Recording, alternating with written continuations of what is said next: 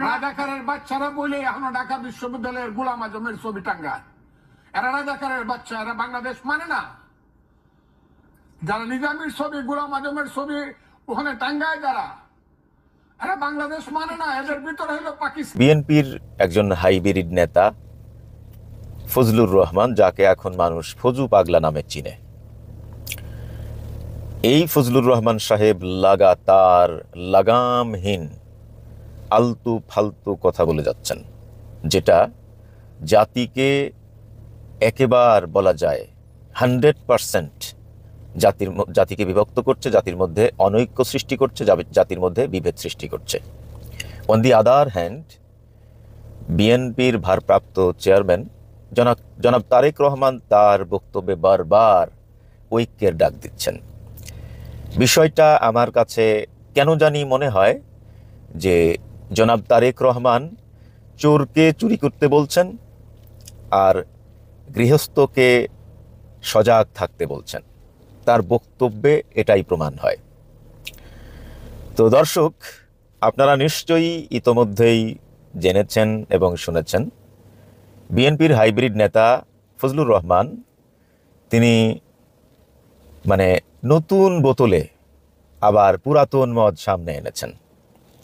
আপনারা জানেন যে ঢাকা বিশ্ববিদ্যালয়ের টিএসসিতে ঢাকা বিশ্ববিদ্যালয় শাখা ইসলামী ছাত্র শিবিরের 3 দিনব্যাপী একটি চিত্র প্রদর্শনী অনুষ্ঠান ছিল, যেখানে তারা অন্যান্য অনুষ্ঠানের পাশাপাশি তৎকালীন চুরাই সংসদের ভোটচোর স্বৈরাচার প্রধানমন্ত্রী শেখ হাসিনার আমলে যারা বিচারিক হত্যাকাণ্ডের শিকার ছিলেন, স্পেশালি জামাত নেতৃবৃন্দ এবং বিএনপির 2-1 জন, তারা যে বিচারিক হত্যাকাণ্ডের শিকার ছিলেন তাদের ছবি সেই প্রদর্শনীতে তারা টাঙ্গিয়েছিলেন বা প্রদর্শন করেছিলেন।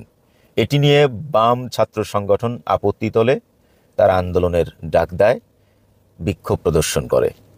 পরবর্তীতে তাদের মতের প্রতি শ্রদ্ধা রেখে বাংলাদেশ ইসলামী ছাত্র শিবির ঢাকা বিশ্ববিদ্যালয় শাখা বিশ্ববিদ্যালয় প্রশাসনকে সেই ছবিগুলো সরিয়ে নেওয়ার ক্ষেত্রে তাদের রিকোয়েস্ট গ্রহণ করে।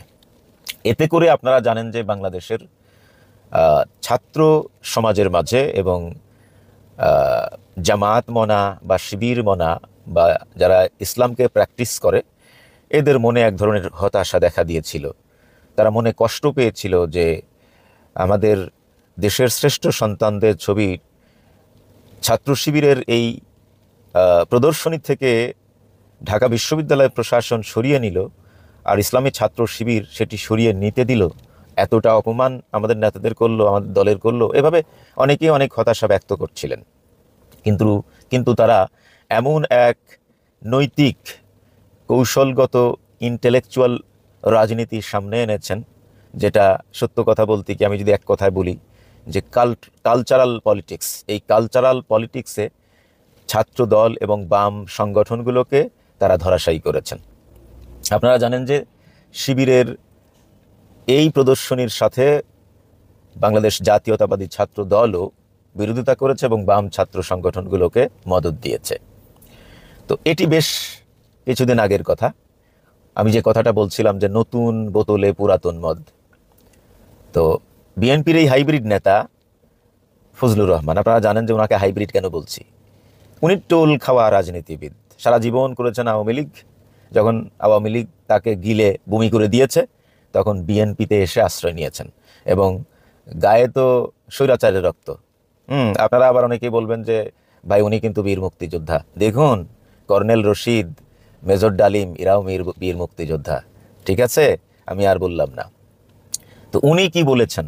উনি বলেছেন যে টিএসসিতে যারা নিজামী, মুজাহিদ, সাইদির ছবি টাঙ্গিয়েছে, ওরা সকলেই রাজাকারের বাচ্চা, ওরা বাংলাদেশ মানে না। যারা টিএসসিতে নিজামী, মুজাহিদ, সাইদির ছবি টাঙ্গিয়েছে, তারা বাংলাদেশ মানে না, তারা পাকিস্তানি। যদি তাই হয়, তাহলে 2001 সালে বিএনপি সরকারের ক্যাবিনেটে নিজামী, মাওলানা মতিউর রহমান নিজামী এবং আলী আহসান মোহাম্মদ মুজাহিদ, এই 2 জনকে বেগম খালেদা জিয়া, বিএনপির চেয়ারপারসন বেগম খালেদা জিয়া তার সরকারের ক্যাবিনেটে স্থান দিয়ে তিনিও কি রাজাকারের বাচ্চায় পরিণত হন নাই?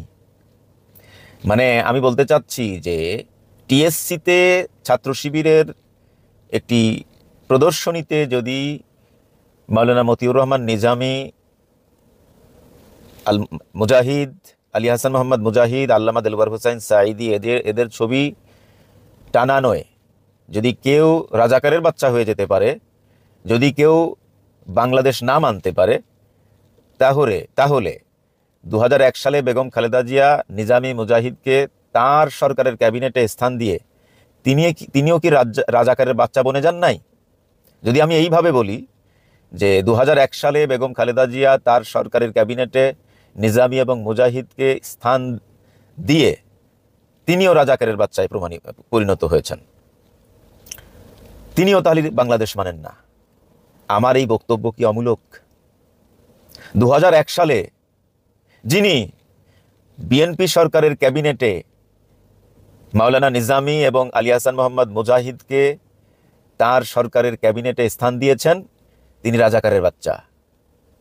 যিনি নিজামী এবং মুজাহিদকে বিএনপি সরকারের ক্যাবিনেটে স্থান দিয়েছেন, তিনি বাংলাদেশ মানেন না। আমি কি বাড়িয়ে বললাম?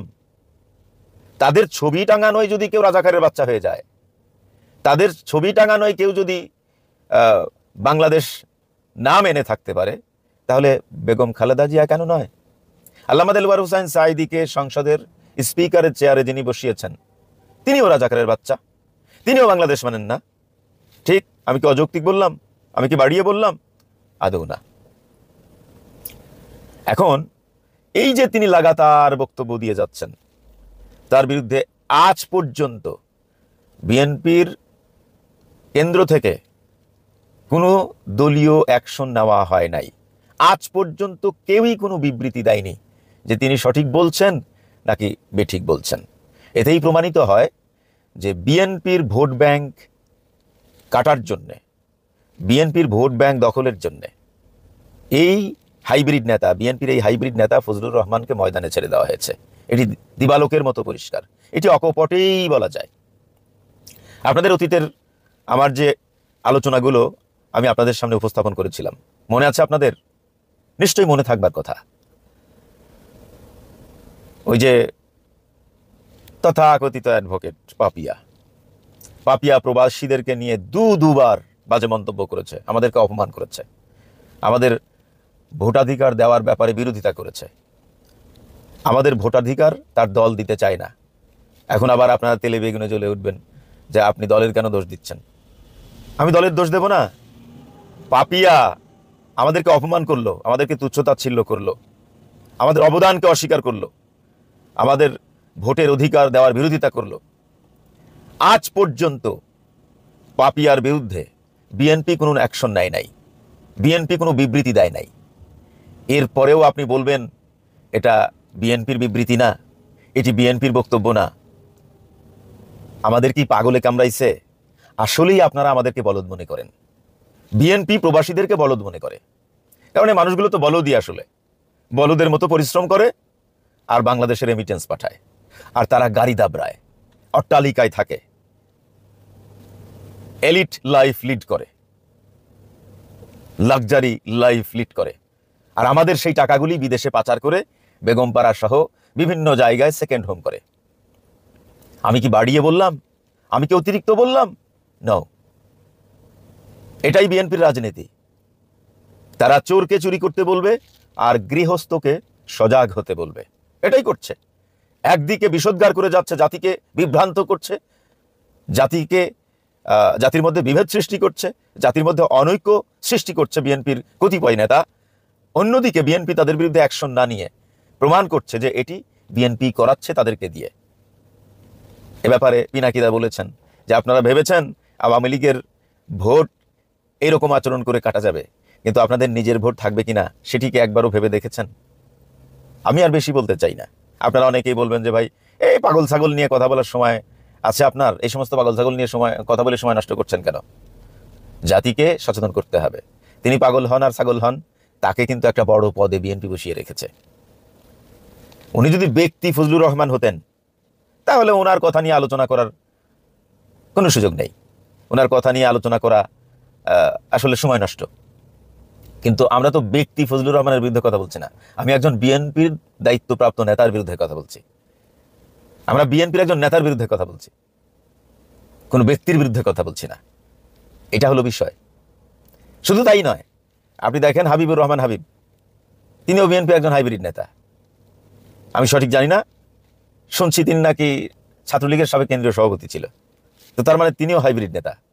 এই হাইব্রিডরা বিএনপিকে ডুবাচ্ছে, কিন্তু বিএনপি বুঝতেছে না হয়তো, অথবা এই হাইব্রিডদেরকে দিয়ে তারা আগামী নির্বাচনী বৈতরণী পার হতে চায়। আমার কাছে এটাই মনে হচ্ছে।